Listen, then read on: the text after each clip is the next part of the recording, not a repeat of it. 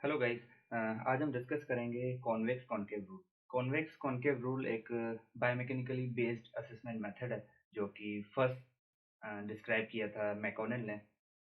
तो उस रूल को हम देखते हैं। वैसे यूनिवर्सली ये रूल जो है एप्लीकेबल नहीं है in all regions of the body, लेकिन किन किन जॉइंट्स पे जो है ये एप्लीकेबल है। तो उसको हम थोड़ा सा देखते हैं कि ये क्या रूल कहता है। सबसे पहले जैसे कि हम यहाँ पे देखेंगे तो ये स्केपुला है और ये ह्यूमरस का अपर पार्ट है। तो ह्यूमरस का जो हेड है वो कॉन्वेक्स है। पहले से हम शेप को थोड़ा सा डिफाइन कर लें। तो कॉन्वेक्स का शेप है जिस तरह ह्यूमरस का हेड है, और केवटी से निकला हुआ concave basically.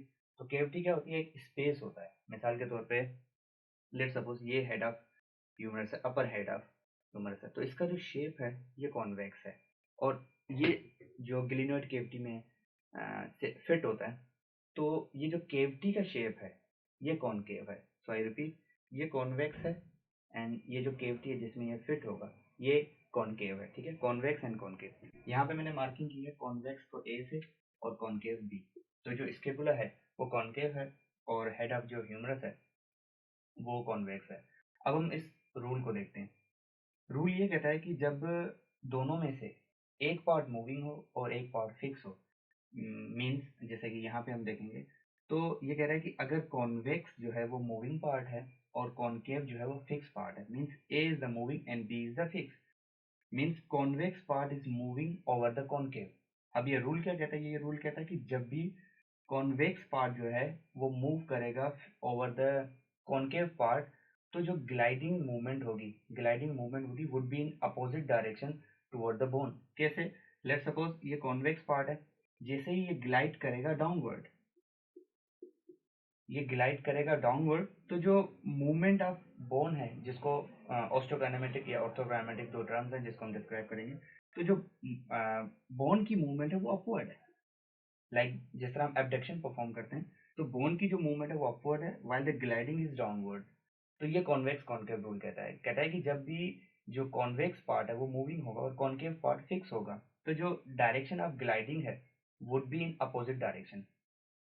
If the moving part is convex, just like the head of humerus, on the fixed concave, just like the glenoid cavity of the scapula, then the gliding would be in opposite to the bone. The gliding is downward and the bone is moving upward. The relationship between them is opposite direction. अब ये जो है concave part है, glenoid cavity है scapula की। अब यहाँ पे ये रूल वन जो कह रहा है, ये कह रहा है कि the moving part is convex, मतलब हमने कॉन्वेक्स पार्ट को मूव करना है और कॉनकेव पार्ट को फिक्स करना है। Now if I perform the abduction, the direction of the bone is upward while the gliding is the downward. This is convex on concave. ठीक है, कि अब कॉन्वेक्स जो है वो फिक्स पार्ट होगा और जो कॉनकेव पार्ट होगा दैट वुड बी मूविंग। तो हम देखेंगे कि जो रिलेशनशिप है between the gliding and between the direction of the bone movement वो क्या होगी। अब जैसे कि यहाँ पे हम देखेंगे इसकी हेडिंग होगी कॉनकेव ऑन कॉन्वेक्स। यहाँ पे जो कॉन्वेक्स है वो फिक्स है, उसको हम फिक्स रखेंगे। ठीक है, और जो कॉनकेव पार्ट है दैट वुड बी मूविंग।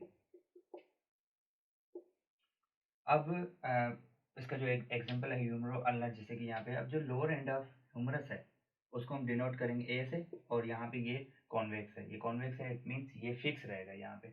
अब हम कॉनकेव को मूव कराएंगे, इसको हम डिनोट करेंगे बी से। ये कॉनकेव है, ये कॉनकेव है और ये है ट्रोकुलर फोसा ऑफ द अल्ना। तो ये यहाँ पे जो है वो मूविंग होगा और जो कॉन्वेक्स पार्ट होगा वो फिक्स होगा। अब ये रूल कहता है कि जब भी कॉन्वेक्स को फिक्स रख के उसके ऊपर जब भी कॉनकेव पार्ट जो है वो मूव करेगा, तो जो ग्लाइडिंग होगी और जो direction of the bone movement होगी वुड बी द सेम। दोनों एक ही डायरेक्शन में होंगे। कैसे? अब ये कहता है कि जब भी कॉन्वेक्स पार्ट फिक्स होगा और कॉनकेव जो है वो मूविंग होगा, तो जैसे ही कॉनकेव पार्ट ग्लाइड करेगा अपवर्ड, तो बोन भी मूव करेगी अपवर्ड, जिसका बेस्ट मिसाल एल्बो फ्लेक्शन। अब ये कहता है कि जैसे एल्बो की फ्लेक्शन होगी तो जो मूवमेंट ऑफ बोन है वो अपवर्ड है, और उसके साथ साथ जो कॉन्केविटी की ग्लाइडिंग है वो भी अपवर्ड है।